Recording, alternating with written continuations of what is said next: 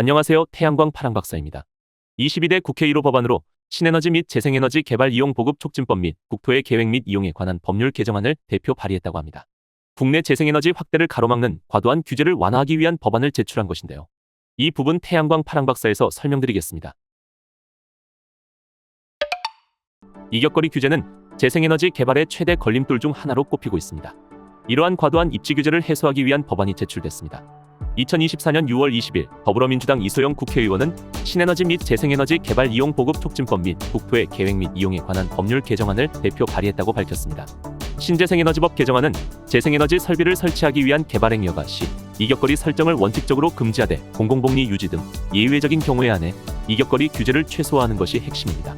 국토계획법 개정안은 신재생에너지 설비의 설치에 관한 허가 기준은 지자체 조례가 아닌 신재생에너지법을 따르도록 하는 것이 포인트입니다. 지자체의 권한을 줄이겠다는 말이기도 합니다. 과도한 지자체 입지 규제는 우리나라의 재생에너지 확대를 저해하는 주요 요인으로 지목되어 왔습니다. 국토계획법상 중앙정부 차원의 명확한 기준 없이 각 지자체별 조례를 통해 이격거리를 설정할 수 있도록 하고 있고 태양광 등 재생에너지 설비가 들어설 공간을 확보하기 어렵다는 비판이 지속적으로 이어져 온 것입니다. 한국에너지공단 자료에 따르면 전국 229곳 기초지자체 중 129곳이 태양광 이격거리 규제를 운영하고 있습니다. 2017년 54곳, 2018년 95곳, 2019년 96곳, 2020년 127곳, 2021년 128곳, 2022년 129곳, 2023년부터 현재까지도 꾸준히 태양광 이격거리 규제를 적용하는 지자체가 증가하고 있습니다. 각 지자체마다 규제 이격거리는 다 다르며 수도권 및 광역시 제외 시 95%가 이격거리 규제를 시행 중입니다. 어떤 지자체는 주거지로부터 태양광 설비를 1km 이상 떨어져야 허가를 해주는 지자체도 있습니다. 이격거리 규제는 태양광 발전 보급의 큰 걸림돌 중 하나로 꼽히고 있는 것입니다. 이같이 지자체 태양광 이격거리 규제가 우리나라에서만 유독 심각하게 나타나고 있는 원인은 이격거리 규제가 신에너지 및 재생에너지 개발 이용 보급 촉진법 신재생에너지법이 아닌 국토의 계획 및 이용에 관한 법률 국토교통법에 의거해 있기 때문입니다. 태양광 이격거리는 국토교통법 제58조 3항과 동법 시행령 제56조 1항 별표 1.2에 따라 지자체가 위임에 정하게 돼 있습니다. 이에 지자체가 개발행위여가 운영지침을 통해 도로, 인가, 관광지 등과 태양광 발전소의 이격거리를 규제하거나 지가 하락, 경관 훼손 등에 따른 주민 민원으로 이격거리 규제를 적용, 강화하고 있는 것입니다. 이에 규제 완화를 위해서는 주민 수용성 확보가 우선적으로 이루어져야 한다는 목소리도 나오고 있습니다. 현재는 민원 발생 시 인센티브로 막고 있는 실상입니다. 이는 근본적인 해결책이 될 수 없어 규제 완화가 이루어지지 않고 지자체마다 차이가 발생하고 있다는 것입니다. 인센티브 등 당장을 해결하기 위한 일시적인 방편이 아닌 궁극적인 해결책을 마련하는 것이 우선 이루어져야 한다는 지적이 나오고 있습니다. 이에 태양광 업계는 정부의 이격거리 규제 폐지가 어려울 경우 표준조례를 제정해달라는 요구를 지속해왔습니다. 지역에 따라 인허가 기준이 달라 사업 분석과 추진의 애로사항이 발생하지 않도록 정부 차원의 일괄적인 기준을 마련해달라는 주장입니다.